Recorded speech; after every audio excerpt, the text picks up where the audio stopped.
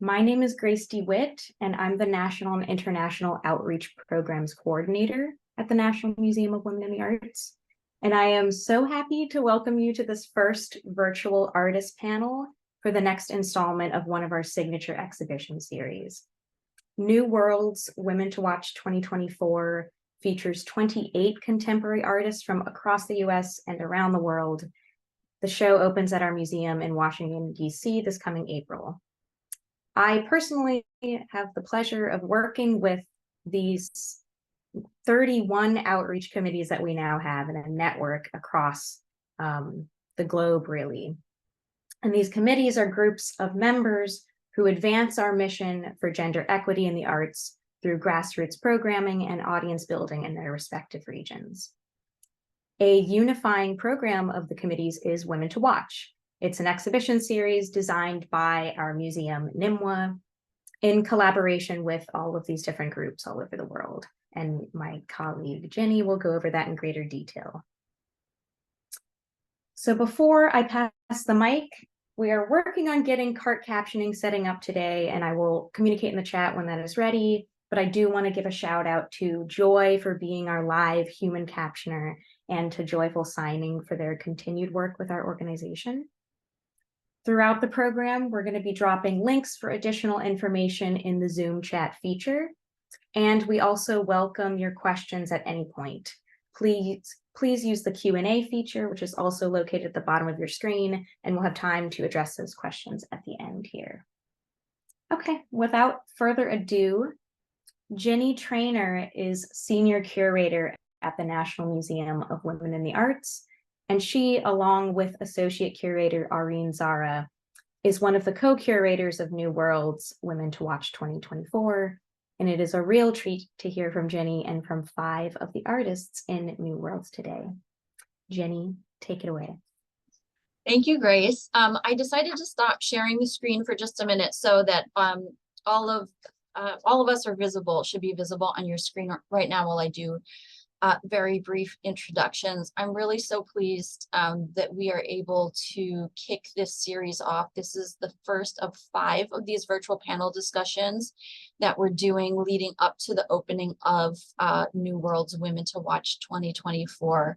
Very briefly, I just want to say that this Women to Watch exhibition series is based on our outreach committees, which we have in the US and abroad.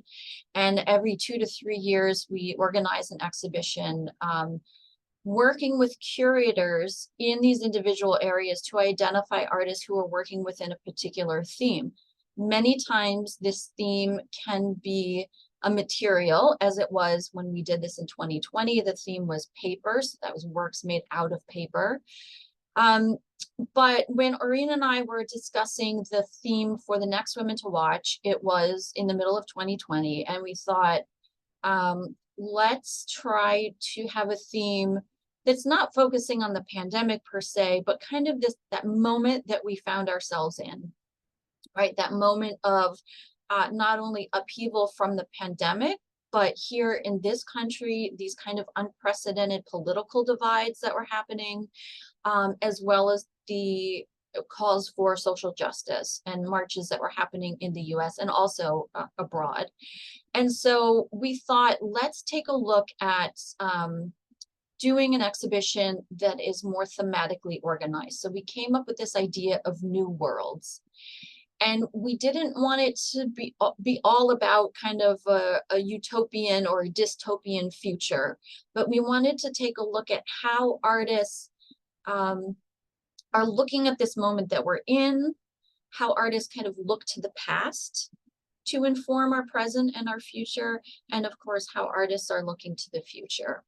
And as we started assembling artists, making our selection of these 28 artists to be in the exhibition, themes began emerging. And it was clear to us that a lot of artists were engaging with the same kinds of ideas. So we have based these virtual panels then on these themes. These are these themes are allowing us to kind of structure the dialogue between different works and between different artists in the exhibition, but they're also porous, meaning that some of the artists working in one theme are also touching upon themes somewhere else. So they're by no means rigid. So that's kind of the framework for where we are today. And the panel discussion today on the artists that we've invited are all dealing with placemaking in one way or the other. So this idea of place, whether that's an external place that we're dealing with and kind of an internal place, but all these ideas about place. So without further ado, I do want to introduce very quickly all of our panelists to you, and then I'm going to turn it over to them to talk very briefly about their work that will be in the exhibition. And then we'll have a little bit of a discussion, and we will reserve time, about 10 minutes at the end, for you, our audience members, to ask questions of the artists or of me. So I would like to introduce, and artists, as I say your name, just give a little wave. So first I'd like to introduce Arely Morales from Texas. Then from representing our Arkansas committee, we have Aimee Papazian. From Peru, we have Graciela Arias. From Mississippi, Alexis McGrigg. And representing Arizona, we have Saskia Jorda. Hello, everybody. So now I'm going to share my screen.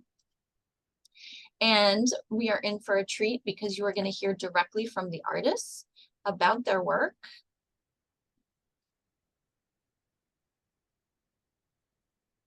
If my slideshow cooperates. So we are going to start with Arely. Hi, everyone. Thank you so much for being here. My name is Arely Morales, and in my work, I explore issues of identity, humanity, and the invisibility of Latinos in the United States. As I mentioned, I live in Texas, and I've been here in this country for about 18 years. And Una por Una, which is a painting that you see here on the screen, is part of this exhibition. And this painting in particular focuses on women. And these three women that I met a few years ago, Rosa, Julia, and Aurora, and they work in domestic labor. And I was very moved when I met them by their determination, their strength, and especially in a time where in the United States, there's so much going on regarding issues of immigration. And I love my community. I'm an immigrant myself, and I wanted to create a painting that would elevate and dignify the women that I have so much love and respect for, as well as portray them in a way that shows them very beautiful and shows their strength. And so this is Una por Una, and I hope that this is a painting that can connect with other women around the world, and as they are not only immigrants, but they're mothers, they're women, their sisters, and I hope that can come through this piece. Thank you. Thank you so much for that. And I think we're really lucky because we can actually see this work behind you in your space, which is great because it gives us a sense of how large it is. This is a really big work. And I know it doesn't always come across from an image. So I just want people to realize how big it is. And it is the size of this painting, I think, that really attracted Irene and I to your work, Arely, because it is, of course, the language of Western history painting, right, that was reserved for kind of the highest genres of painting throughout history. And so I love that you've chosen this really bold format. So thank you. Next, we're going to hear from Aimee. Hi, I'm Aimee Papazian, and I'm so happy to be here. I am representing Arkansas, and this piece is called Witch End Up, and came directly out of COVID, really. it actually came from an assignment I was doing with my son. I had to homeschool him briefly during COVID, which was a complete disaster. He's in second grade, and it was just so hard. But he got this wonderful assignment to come up with a land of his own.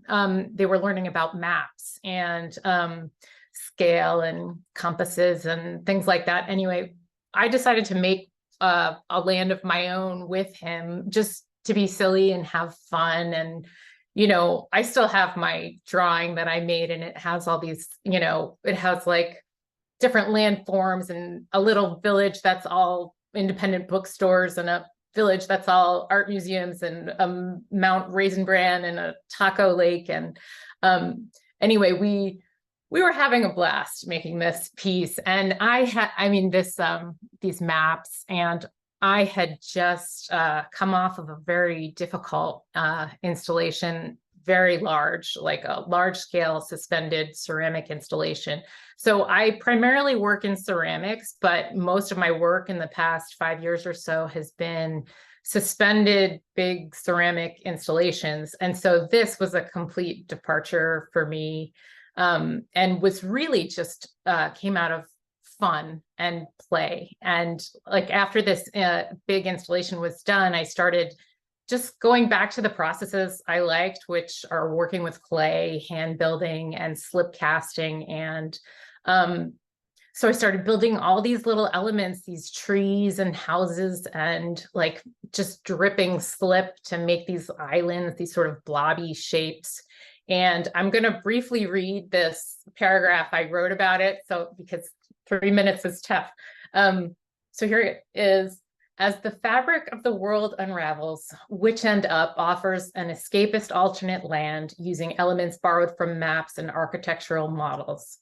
Built of ceramic, wood, and wire, this landscape of islands, whose contours are shaded in common neutral shades of house paint, forms a backdrop rounded out by soft white houses, green forests, and puffy clouds. Ghostly herds of migrating cars, cast from childhood toys, stand in for animals. The surface whimsy of this piece masks a land where mass production has displaced almost all the animals. The question I'm asking is, what is the cost of this calm suburban landscape with all its many neutral shades of white, and who pays it? So themes of migration and displacement was working directly with those, but also these ecological themes slipped in with the mass-produced toys that I was casting and the house paints that I was using. And oh, my 3 minutes is up. Thank you. For your timing yourself, I appreciate that. I wasn't sure how strict it was going to be. No, that was wonderful. Thank you. And I think your work is a really good example of, you know, how these themes are interrelated, because ecologies is another theme that we have. And of course, the environment and kind of climate change is something that's on everybody's mind, particularly artists. But what I love about your work, Emma, is that are these issues that you're getting at, but at the same time, like for me, when I look at this, I get a sense of calm too, because it's all very nicely ordered. And so thinking about that moment in 2020 when I too had to homeschool children, and it was a nightmare, and everything was so chaotic. I love that you kind of made this very like lovely and contained and orderly landscape too. Yes, it definitely started out as a utopia that I was creating, but then all these other themes started slipping in. Yeah, no, it's wonderful. I can't wait to see it in person. Before I introduce Graciela, I just wanted to make a quick note for everyone that Graciela will be presenting in Spanish. And both Saskia and Areli have kindly offered to sum up her presentation at the end and help out with some translation. So Graciela, I will turn it to you. Muy buenas tardes. Soy Graciela Arias, artista del Amazonas. Quiero agradecerle a este equipo tan grandioso por dejarme participar en este conversatorio y hablarles un poco sobre la obra que estoy presentando en esta exhibición de New Work, Woman Too Much 2024. En mi trabajo hablo sobre, estoy presentando un juego de machetes de 10 unidades que hacen como si fuera una hoja, pero es en madera, machetes de madera que simboliza mucho para lo que quiero hacer, porque representa un símbolo de avance para las familias muy jóvenes acá en la Amazonía, dentro de la jungla. Toco el tema sobre la cosmovisión Shipibo-Conibo, sobre una explicación del cómo aparece el río Amazonas y también del por qué los Shipibo-Conibos hacen las iconografías, el quené, en sus ropas y en todo objeto que utilizan, y del por qué esta forma tan singular de este hermoso Amazonas, del río Amazonas. Quizá les puedo contar un pequeñito del espacio del trabajo que estoy haciendo, que he hecho, narra sobre de que los Shipibo-Conibos no son de esta tierra, no son del planeta Tierra, sino que vinieron de otros espacios, de otros mundos, recorriendo lugares sobre el lomo del dios Runin, el dios creador en la cosmovisión, eh, buscando un lugar agradable, idóneo para vivir. Y llegan así al Amazonas, se asientan y cansado por el viaje, el gran serpiente cósmica descansa, y mientras los viajeros, que son los shipibos, se asientan en el Amazonas y ven cómo van sobreviviendo, se acomodan y crean un espacio, crean sus comunidades y disfrutan de lo que la selva amazónica los está brindando. Cuando pasan muchos años, el tiempo hace que la gran serpiente quede enterrada. Y al momento de despertar y ver que sus hijos han poblado muy bien y se han acomodado muy bien en este espacio, él toma vuelo. Antes de eso, deja dando un don, un regalo, que es la planta de la ayahuasca, que significa la soga de los muertos, la conexión con el más allá. Y también deja dando enseñanzas a una persona que ahora conocemos como el chamán. Y al momento del vuelo, él deja ese camino, ese lugar donde él descansó, queda marcado como un hoyo. Y como mientras volaba, estaba en una lluvia torrencial, rápidamente se llena el río. Y de este proceso nacen lo que son los peces y todos los seres vivos del agua. Y de esa manera los shipibos pintan y sus iconografías en sus telas para nunca olvidar el camino recorrido que han hecho a través de los mundos, y por eso podemos ver a las iconografías como si fueran mapas estelares. Esa es la obra que estoy presentando en este exposición. Eh, con nada más decir, muchísimas gracias. Thank you, Graciela. Before I ask Aurelia or Saskia to kind of translate that a little bit, I will say that overall, these works by Graciela are a representation of the creation story of the Shipibo-Conibo people, some of the indigenous people in the Peruvian Amazon. And I believe that it can kind of be read from the bottom up.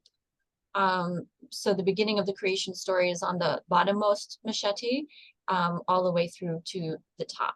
So she's really foregrounding indigenous creation stories here.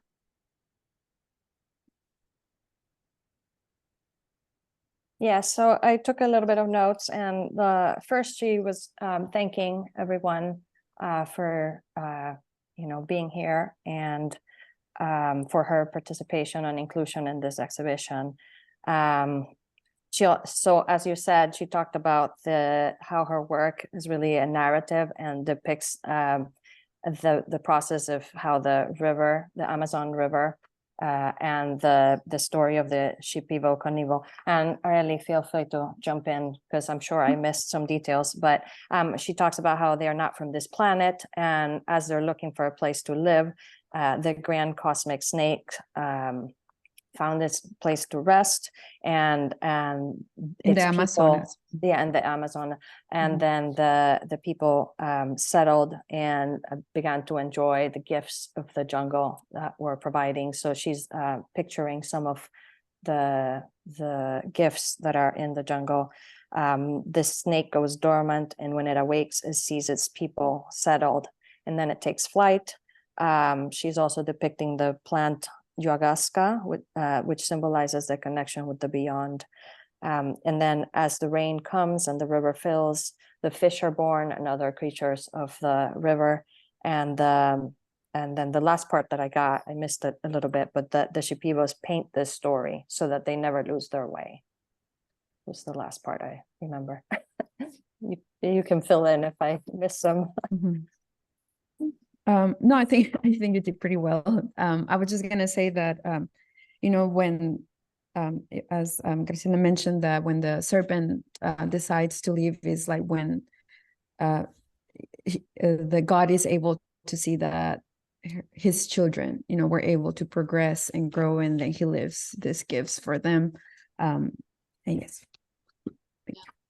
Great, thank you both so much for that. And Graciela, thank you for sharing your work with us. And next we will hear from Alexis McGregor about her very large work, The Waiting Room. Hi, everyone. Thank you so much for having me here today. I'm Alexis McGregor, and I'm currently based in Mississippi and representing NEMWA's Mississippi chapter.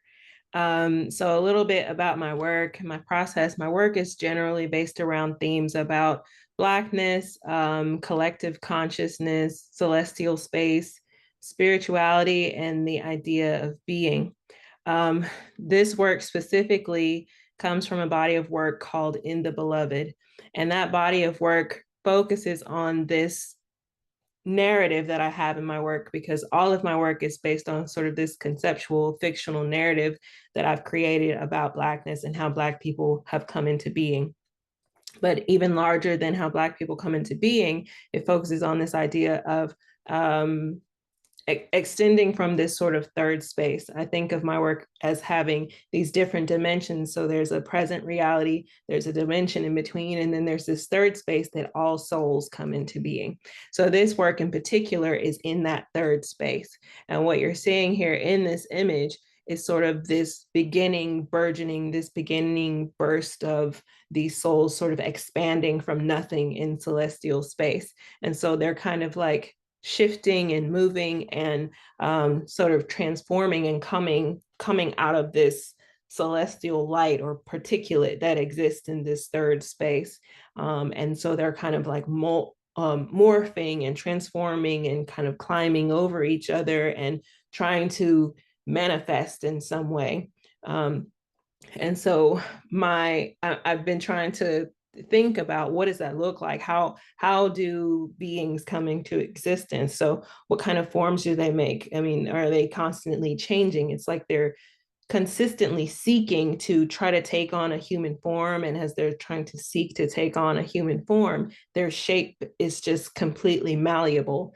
And we're just looking at a sort of quick snapshot of them pausing in one moment of a human form that they might be able to take on. So every moment, every second, they're fleeting, moving, shaking, and transforming. But in this transformation, they're seeking to come back to our present space. in my work in this fictional narrative, I'm always talking about journeying through space. So journeying from that very beginning, journeying from that third space back to Earth, what's the portal, and how they travel through that space.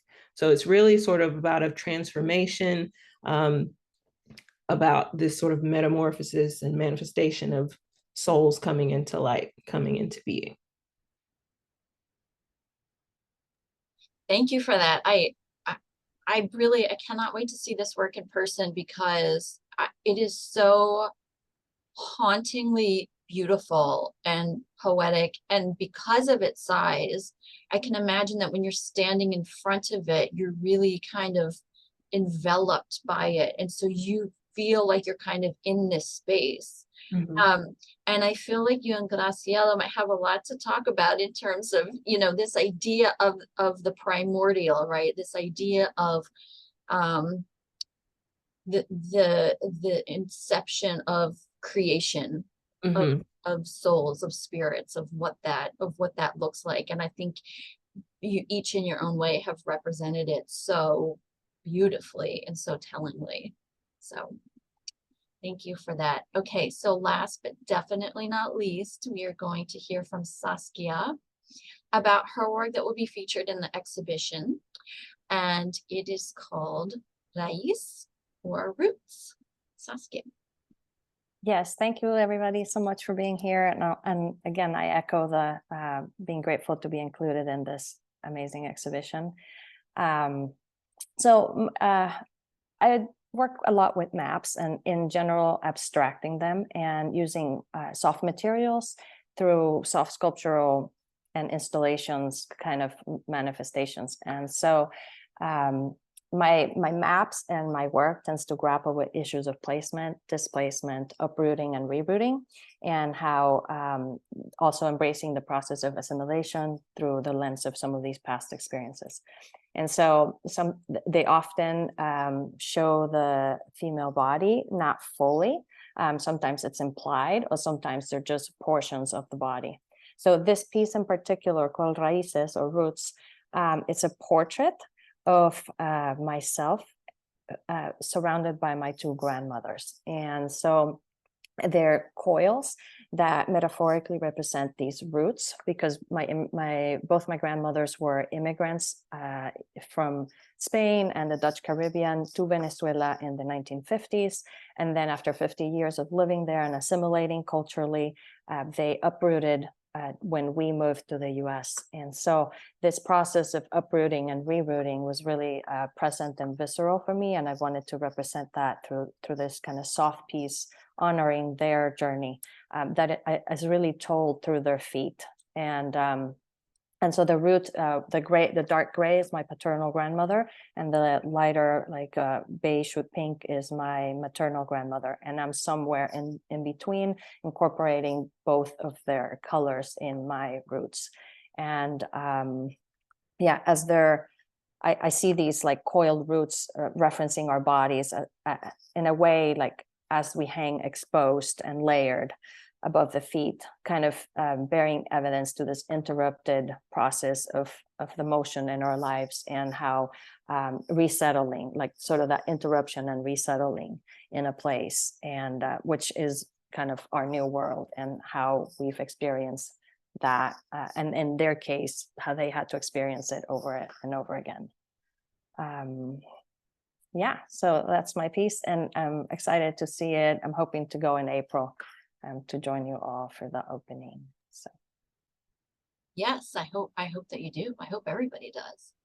Okay, I'm going to stop sharing the screen just so we can all come back together.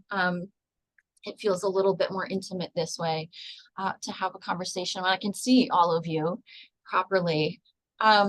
So I think that our audience members can probably see why we have selected all of you for this particular group, because there is this idea of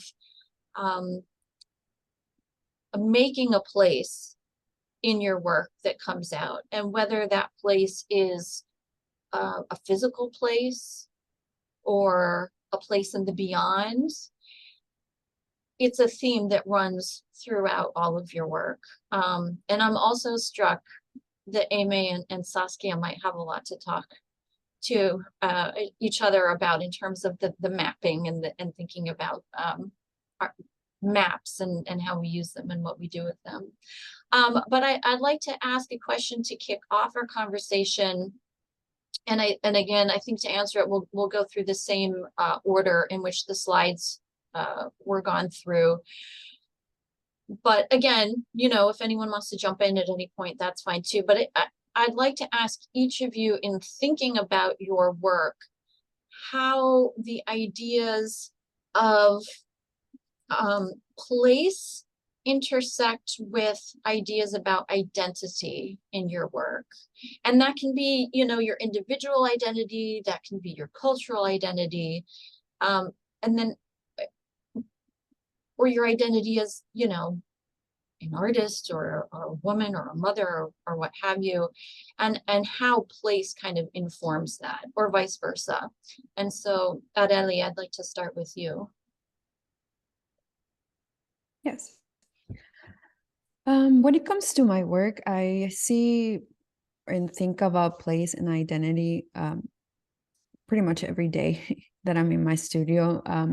As in my work, I'm dealing with being an immigrant, and through my story, my personal story, and people that I collaborate in my practice by the portraits that I make, they are real people with real stories. And as I talk to them, I often find that we have this common experience of, at some point in our lives, we left our home country, or our parents did.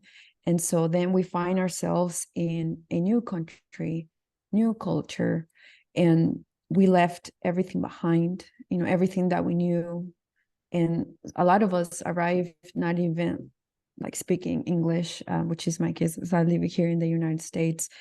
And so that's how placement comes into my work, and in thinking and learning, reflecting on my own experiences, but also seeing how there's so many different journeys, and want it or not, from my experience of what I've been able to learn and to experience, is that it does cause for conflict in our identity, and it's something that we often struggle with,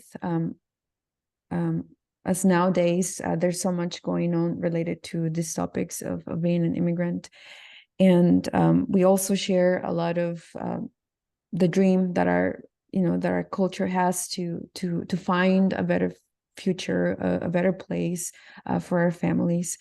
And so that's how it kind of comes into my work, as a shared story that myself and others in my community we have, and that has a great impact on the way we move through life, and continues to have an impact. And often we find ourselves being diminished of our identity. We're seen as numbers.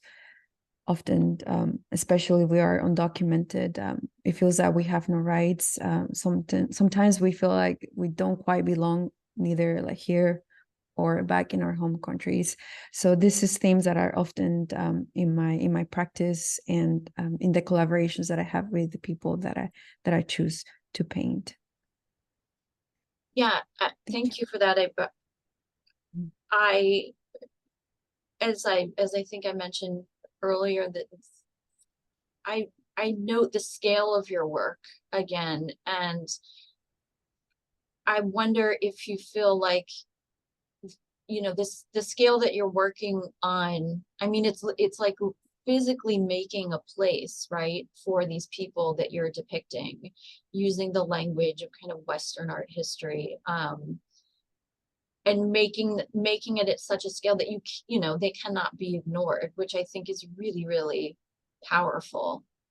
And because I'm looking at it right behind you, I'm wondering if you can talk a little bit about like the literal space of the painting, like the space that these figures are in. There's not a lot of indication of where they are. And is that purposeful on your part? Yeah, so yeah, the scale is it's monumental, and that's a very conscious choice from my part, because I do want these figures to feel very present in any space that they're in, as I feel that we often struggle to be seen, to be recognized. And so yeah, so I hope that my work can have that impact of like taking over and not be denied, like being visible. And what was the last sorry, the Oh, so- last part of Yeah, your no, sorry. question? I was just asking about the setting where the figures are in the painting Yeah. behind you. It's very sparse. We can tell that it's Mm. inside, but it, there are not a lot of clues as to where Mhm. really they are. Yeah, as for this one in particular, I felt that the figures were like strong themselves. Mhm. And I felt like having the background more simple allows for it to feel almost like a contemplation, where like we're just very strongly focused on their faces, and all of them are making eye contact with the viewer, and they're like pulling them in. And so I think keeping the background simple as it is allows just for the figures to even stand stronger, and there's nothing in the way. It's them, and they're standing next to each other, holding each other strong, but also individually, through their pose, through their gaze, they can also stand by themselves very strongly. Yeah. So this focus on the figures and on the individuals is something that's very strong in your work. And bear with me as I then transition and ask Aimee the same question about place and identity, but also pointing out that there are no people in your work. And I think that's very intentional on your part. And so how would you talk about the intersection of place and identity in your work when we don't really have any figures to kind of latch onto? Right. That's interesting. It's funny, until you said that, I hadn't really thought about people at all. But so I was thinking about this, and I almost all of my life, I've lived in a place that I wasn't super connected to. Like I'm Armenian, and I'm second generation. And I don't speak the language, and I don't have a lot of connection to Armenian culture. And when I was a kid, I went to Armenian church, but it was in another language that I didn't speak. And they had incense, and everybody, those priests were wearing these big hats, and it was like very hard for me to connect with in my life growing up. And I grew up in a suburb on Long Island. And, when I feel at home, it's usually because of a group of people that I'm with, and it's not as connected to place. And so, I think that part of creating this piece was making just my world, like making a world for me. And I feel like most of the, I love watching movies and reading books. And I feel like most of the, my favorite books and movies are about worlds that have been completely created. And so and maybe it's a control issue, or maybe it's an issue of like, never really feeling like you belong. But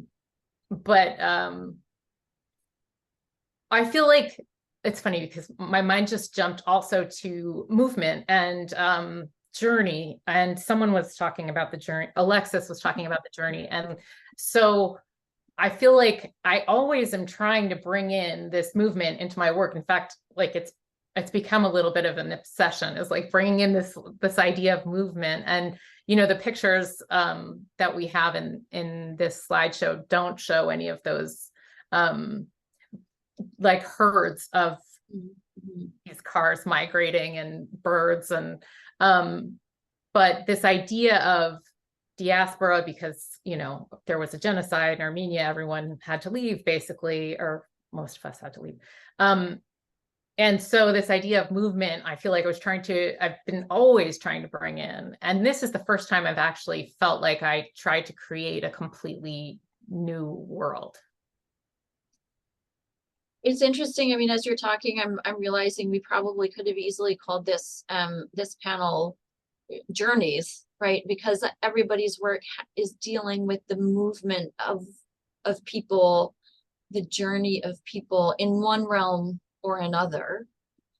And so I would like, with the help of Arely and Saskia, to ask Graciela about her work and this intersection of identity and place as it relates to the Shipibo Kanibo people and the Amazon.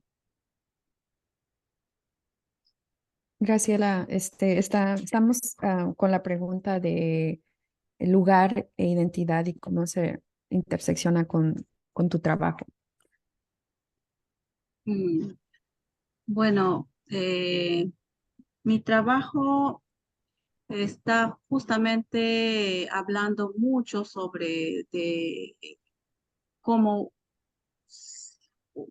uno se va a lugares diferentes a hacerse o a adueñarte de los espacios y sacar provechos del lugar.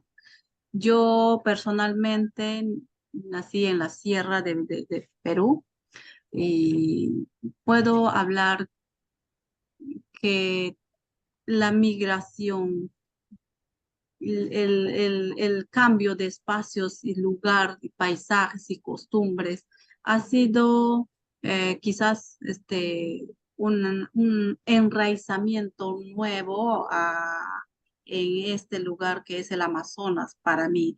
Y todo el conocimiento adquirido en la Amazonía ahora soy capaz de compartir con el público a través de mis trabajos, ¿no?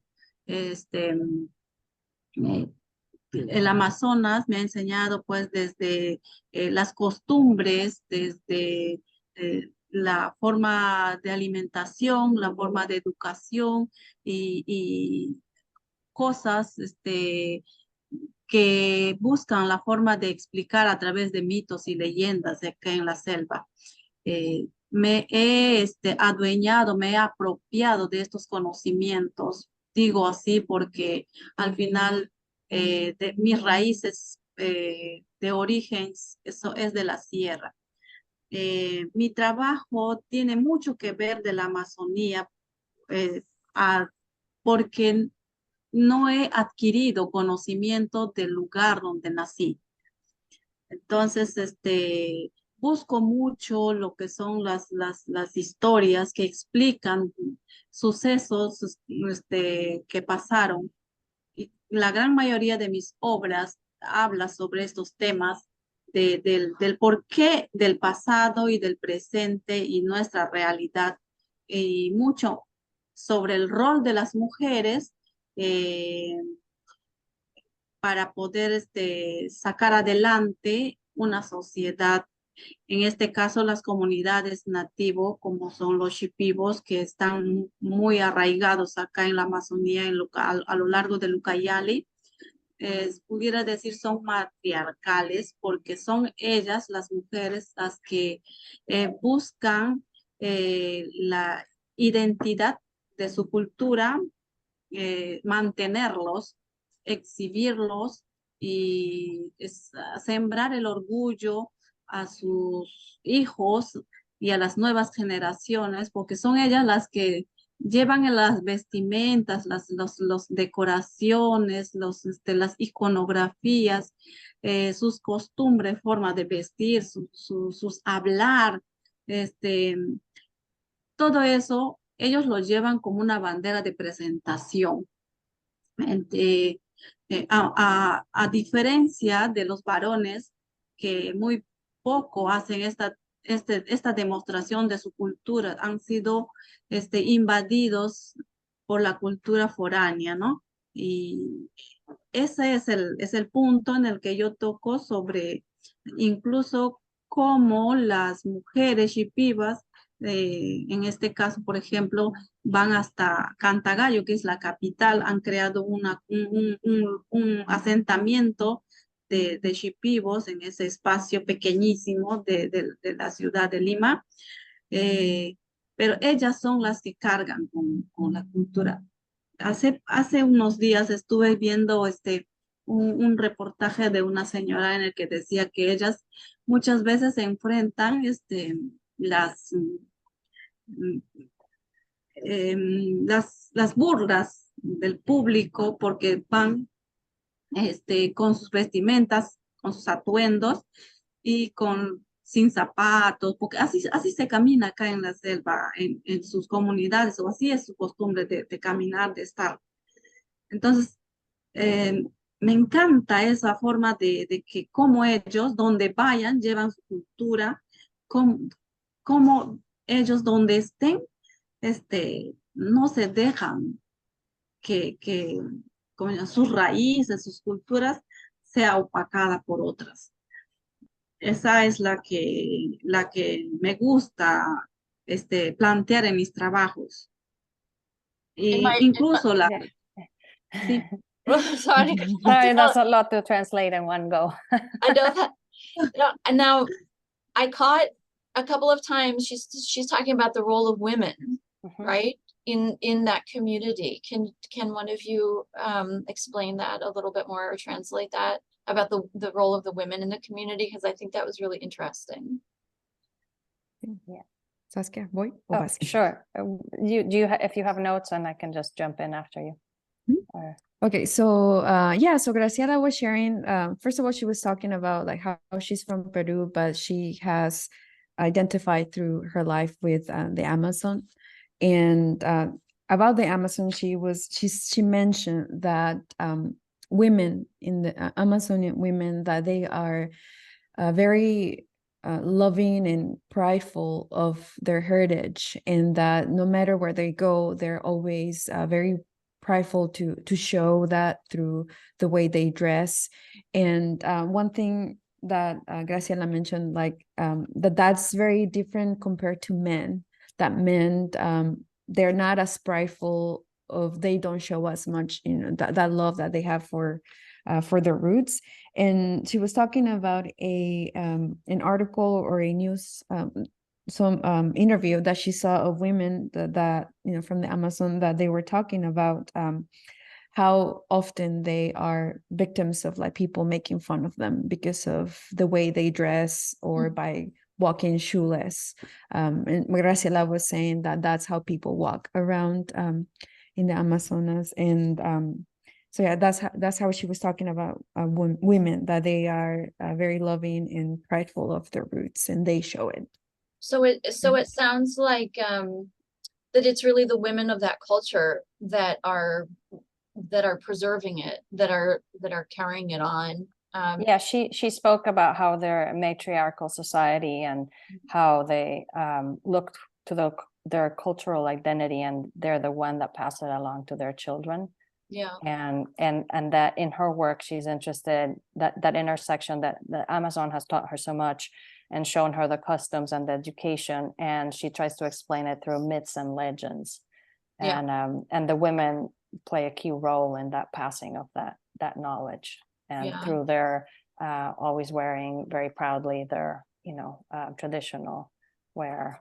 Yeah, and then of course she as a woman is also sharing that creation story of theirs through her art, which I have to be honest, I mean, the image of the people on this snake flying through space is probably like one of my all-time favorite images from a creation story.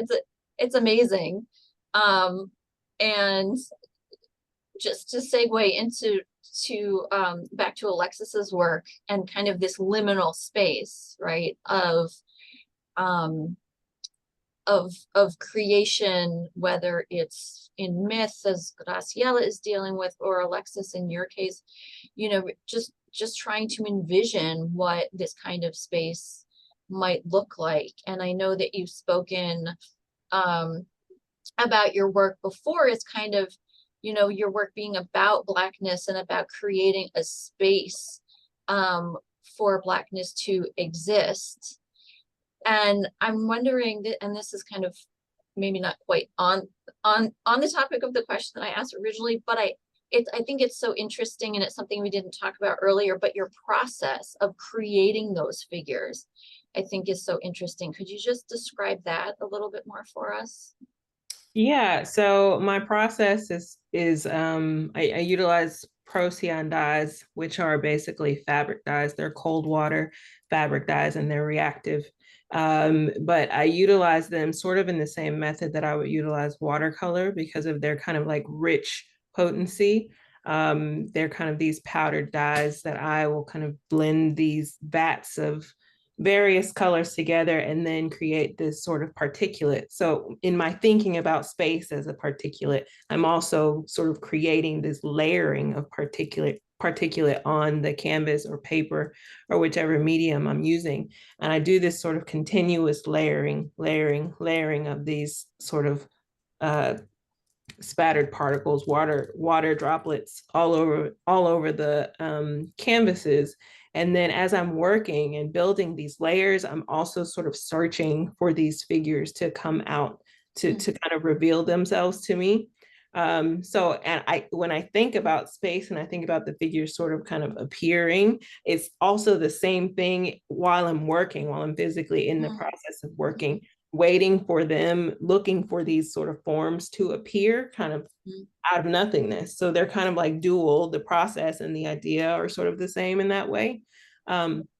But once I start to see these forms, then I start to kind of then become more controlled, because before this process of seeing the forms, it's more sort of just organic, me working and allowing the water to absorb and land on the surface as it needs to, and just kind of, you know, following the particulate until I see the forms. And then I began to control it and start to work around the forms so that they can become more pronounced and reveal themselves on the surface.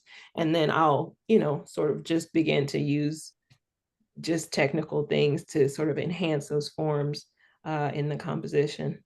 So you really don't know kind of where they're going to emerge. They just kind of appear, which is so, I don't know, it gives me the chills.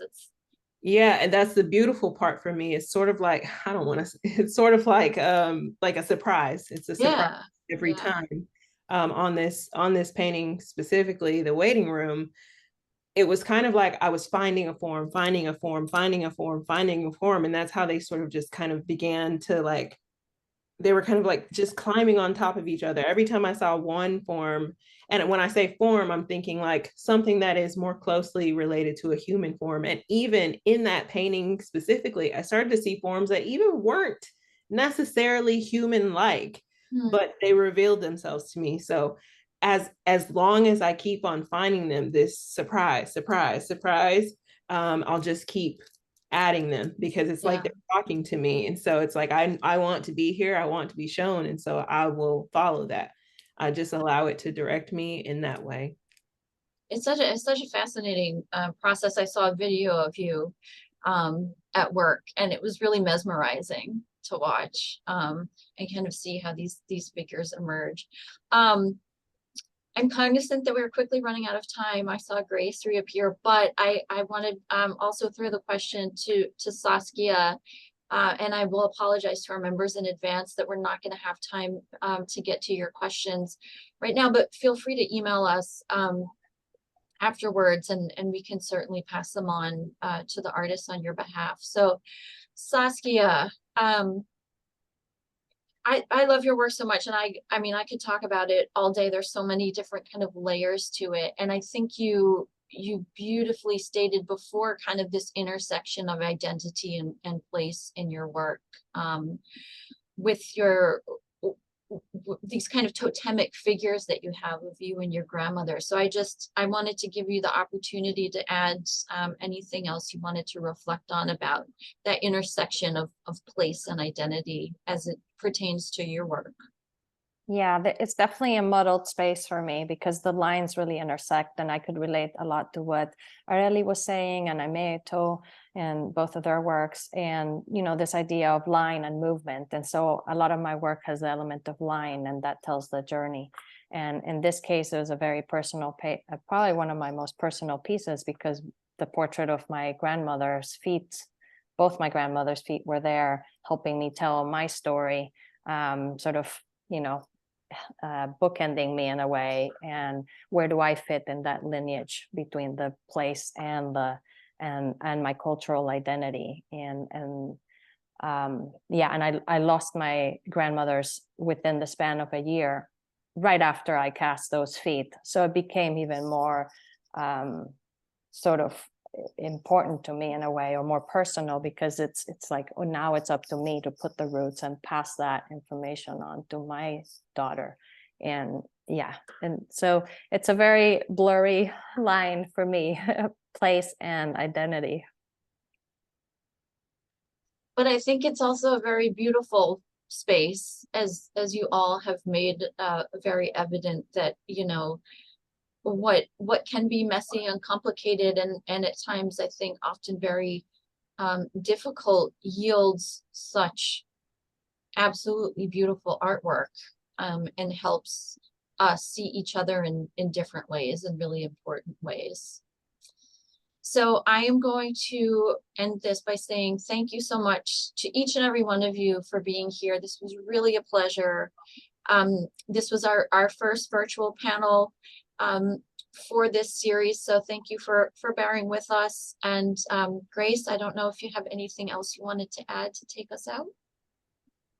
Sure. Thank you so much, Saskia, Areli, Graciela, and Alexis, for sharing your visions of new worlds with us. And of course, thank you, Jenny, for moderating just a truly generative conversation. And I think the gratitude is flowing in the chat over there. But I just want to also very quickly thank my colleagues at the museum who helped to organize this virtual program. Special shout out to curatorial, membership, digital engagement, and communication departments. I also want to thank NIMWA's outreach committees, as Women to Watch would not be possible without their collaboration and support. And in particular, I want to thank the leaders and members of the committees in Arkansas, Arizona, Mississippi, Texas, and Peru for making it possible for today's featured artists to take part in this exhibition.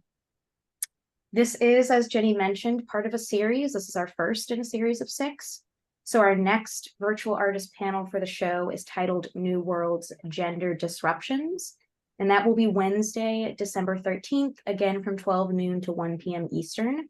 In that round table, we're going to hear about how artists are working beyond conventional constructions of gender and how they're subverting the patriarchal status quo. Very NIMWA, of course. So we hope you can join us for that on the 13th. But in all, thank you so much again. We are going to take your questions and share them with the artists and provide answers offline. So thank you for your continued curiosity around this topic. Have a wonderful day. Thank you all so much. Thank you. Thank you. Bye. Bye, everyone. Thank